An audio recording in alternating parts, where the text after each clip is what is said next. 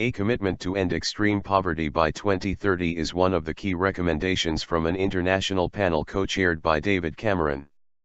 The British Prime Minister urged a new global partnership to tackle some of the world's biggest problems as the body's report was presented to the UN. Other goals include improvements in women's rights, universal access to water and ensuring food security. But an explicit commitment to reduce income inequality is not included. 8 organizations have been pushing for this to be recognized as part of a new framework for international development after the expiry of the 2015 deadline for achieving the UN Millennium Development Goals, MDGs. Clear roadmap. The MDGs sought to have extreme poverty, defined as people earning less than $1.25, 83p, a day, but the panel called for a more ambitious goal over the following 15 years. Thursday's report, to be presented to UN Secretary-General Ban Ki-moon, will form the basis for 2 years' negotiation on the agenda to replace the MDGs. Mr. Cameron, who chaired the panel alongside Liberian President Ellen Johnson Sirleaf and Indonesian leader Susilo Bambang Yudhoyono, said the report set out a clear roadmap for eradicating extreme poverty by 2030. We need a new global partnership to finish the job on the current Millennium Development Goals, tackle the underlying causes of poverty and champion sustainable development, he said.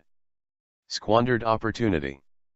Among 12 measurable goals set out in the report are an end to child marriage and equal rights for women to open bank accounts and own property.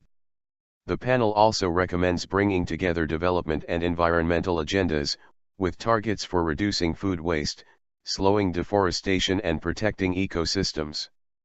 It also stresses the need for countries to give citizens confidence in their governments by promoting the rule of law, free speech, transparency and cracking down on corruption. With Mr. Cameron on holiday in Ibiza, the UK is being represented at the report's launch in New York by International Development Secretary Justine Greening.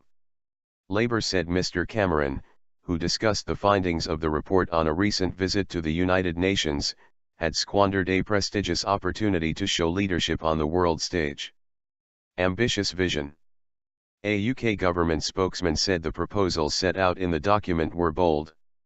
They get to grips with tackling the causes of poverty, weak institutions, corruption and a lack of basic freedoms, as well as setting out an ambitious vision of ending things like hunger, illiteracy and violence against women, he said. This is vital work because Britain cannot compete, thrive and lead in isolation from the rest of the world.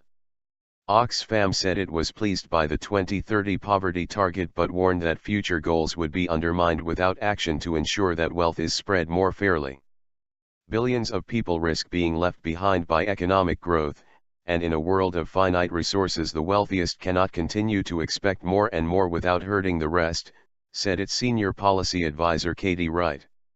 Save the Children said it was up to all UN members to commit to these world-changing and ambitious measures without watering them down or losing the focus of the report. The Millennium Development Goal for access to clean water has already been reached, but others on reducing poverty and improving access to education are unlikely to be met, with progress hampered by the global economic downturn and growing pressure from population increases.